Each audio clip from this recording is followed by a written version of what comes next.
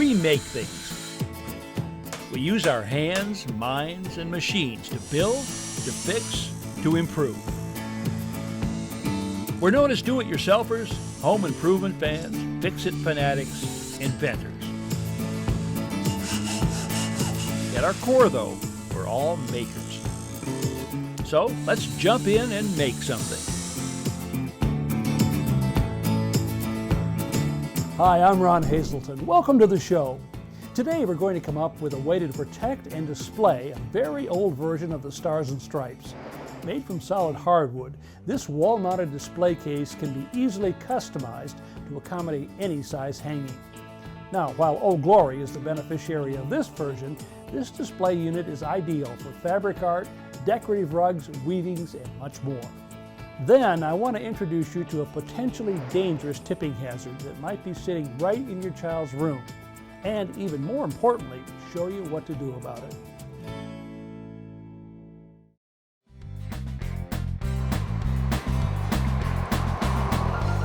Well, today's trip takes me to Mountain View, California.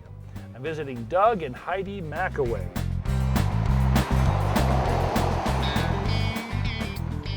The couple live on a tree-lined street in the San Francisco suburb of Mountain View.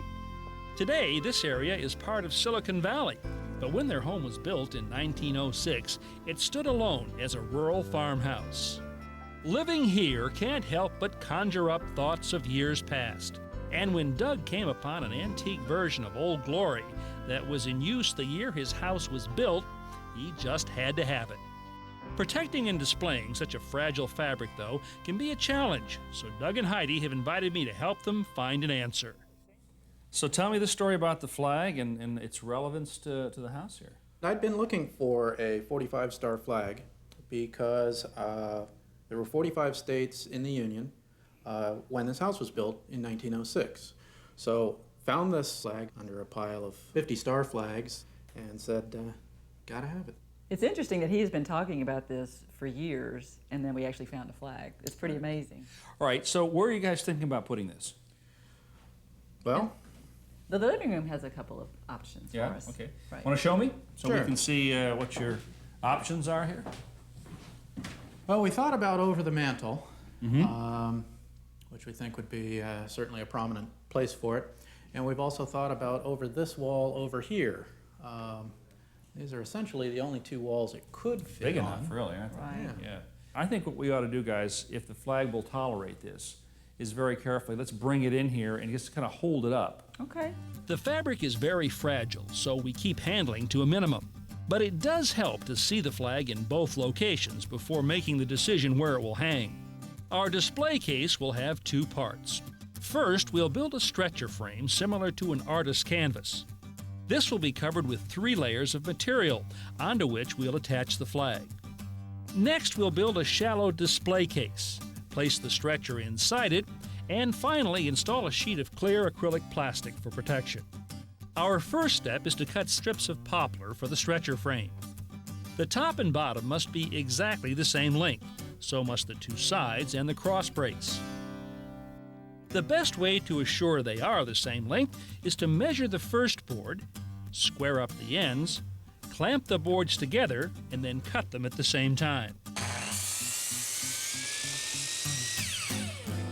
Now, perfectly flush here, perfectly flush down there. We know that these two are exactly the same length. All right, we're going to do the same thing now with these shorter pieces.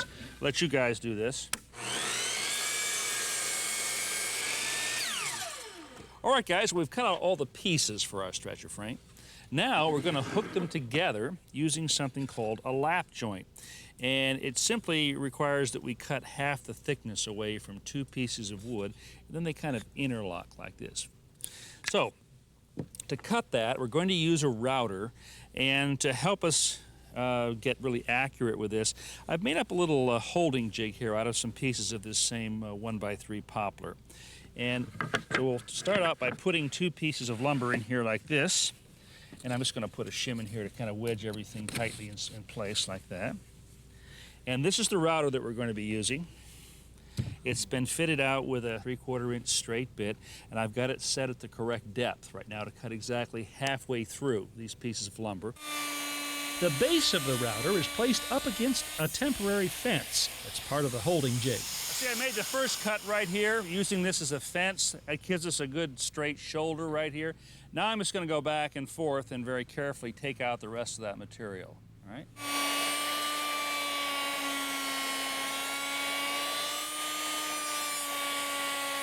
See, we removed just half the thickness right here from these two boards. So we just flip these around now. We want to do the same thing on the other end. I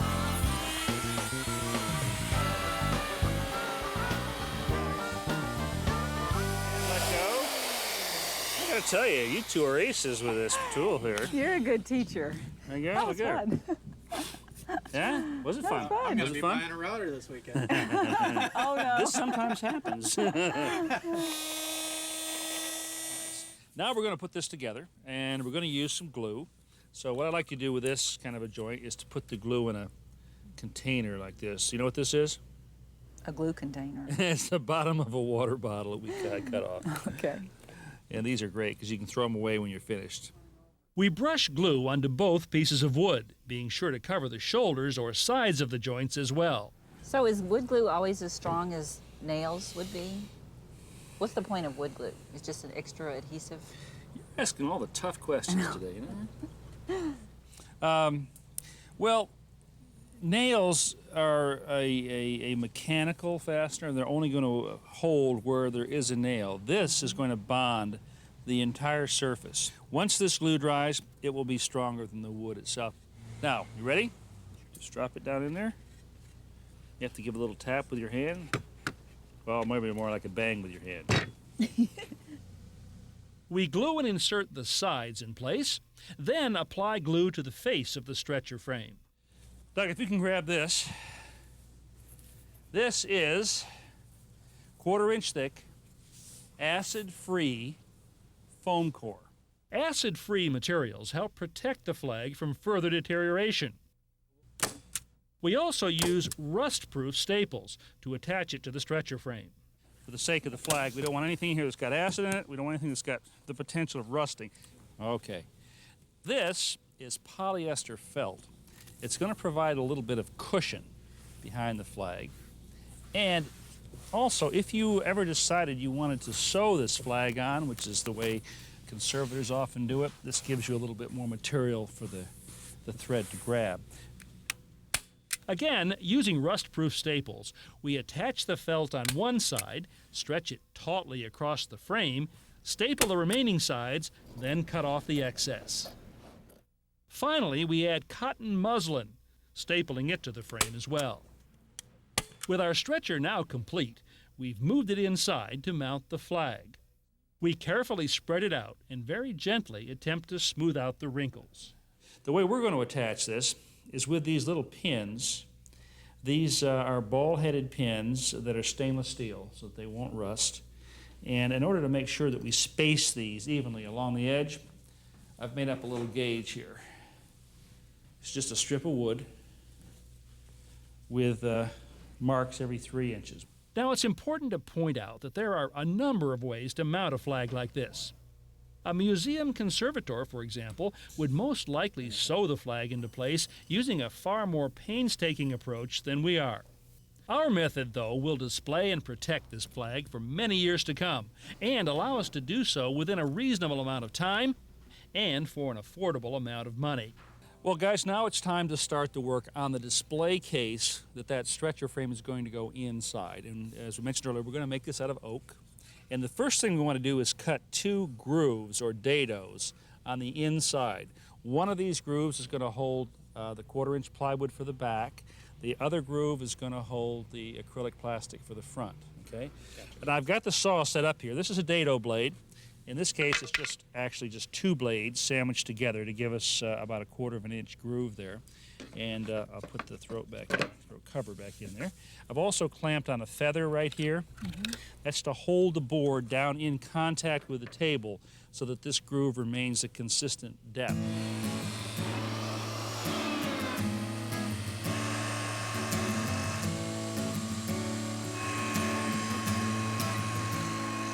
Now, in order to join the ends or corners of this display case together, we're going to want to cut some miters so that they'll look like this. And then the two pieces will go together like that. Give us a nice clean finished corner with no end grain showing, all right? I've drawn a cut line on each frame section and set the miter saw blade to 45 degrees. Okay, so that's the piece we cut off. And this is our first miter.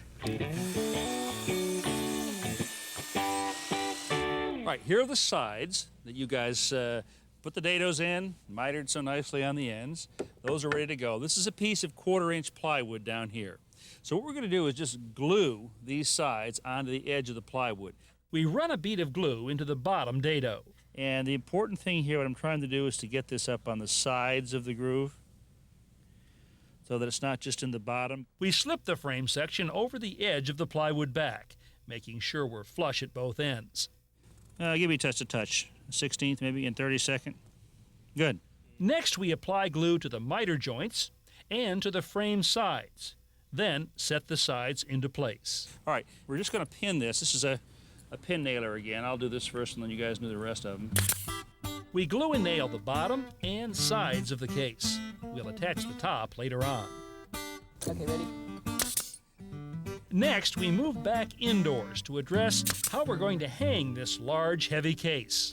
We're going to use 2 strips of wood, both of which have a bevel cut on the edge like this. Now, it's going to be kind of hard to see this when we put it up, so I made up a little sample here to show you how this works. Let's say this is the back of our cabinet right here. We're going to put one of these strips with the bevel pointing down on that.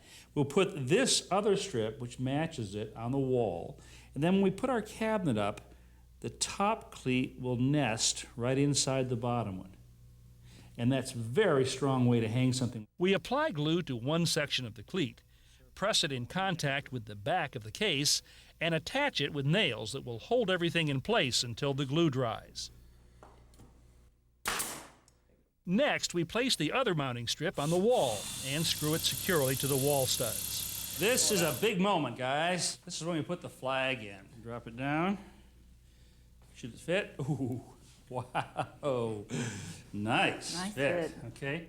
Now we're ready to slide our acrylic plastic into place. We leave the protective covering on to make sure we don't scratch the inner surface.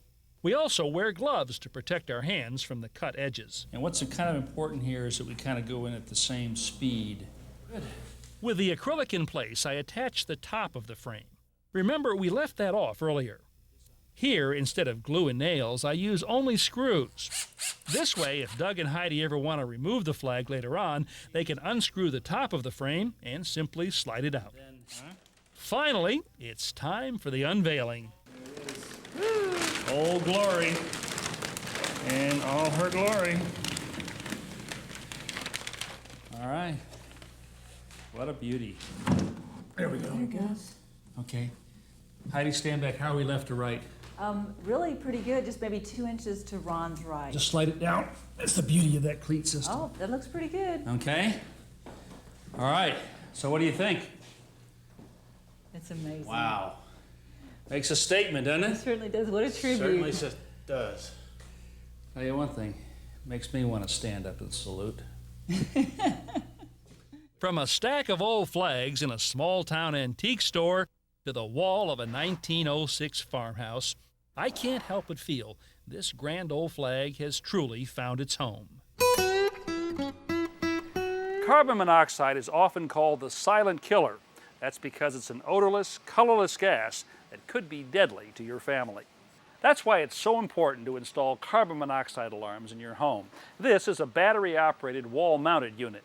Plug-in units install in any standard electrical outlet. The digital readout displays the actual carbon monoxide level, and by pushing this button right here, the unit recalls the highest level of carbon monoxide detected. This is a combination CO and smoke alarm. When the alarm goes off, it includes a recorded voice that tells you whether it's a carbon monoxide emergency or a fire. Warning, carbon monoxide.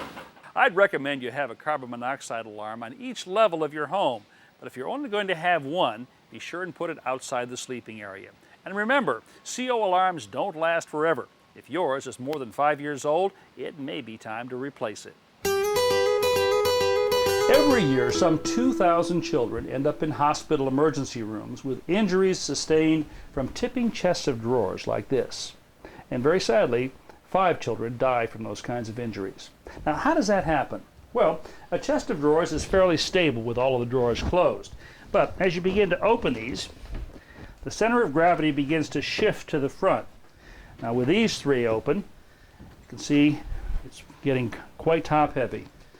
If I open this drawer, and then this one, this becomes a dangerous, if not lethal, falling object. An anti-tip kit can solve the problem, and it's very easy to install. Begin by moving the furniture away from the wall. Then use an electronic stud sensor to find the wall stud nearest the center. Mark the edges, then draw faint pencil lines to outline the stud location, using a short level as a guide.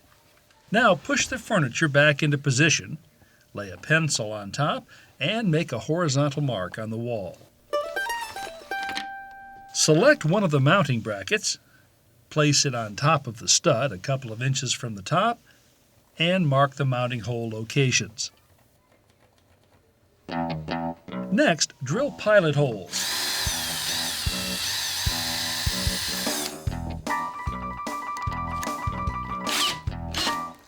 Then drive in the mounting screws.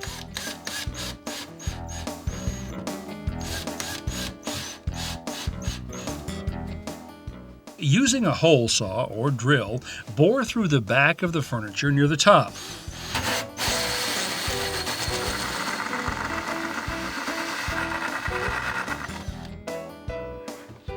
On the underside of the top, place the second bracket in position and mark the hole locations.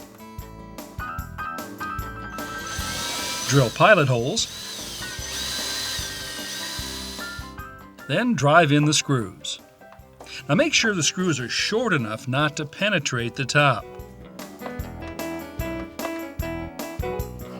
Attach one end of the safety lanyard by passing a retaining pin through the end.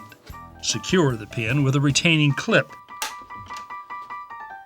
Next, push the other end of the lanyard through the hole in the back and attach it to the wall bracket with a retaining pin and clip.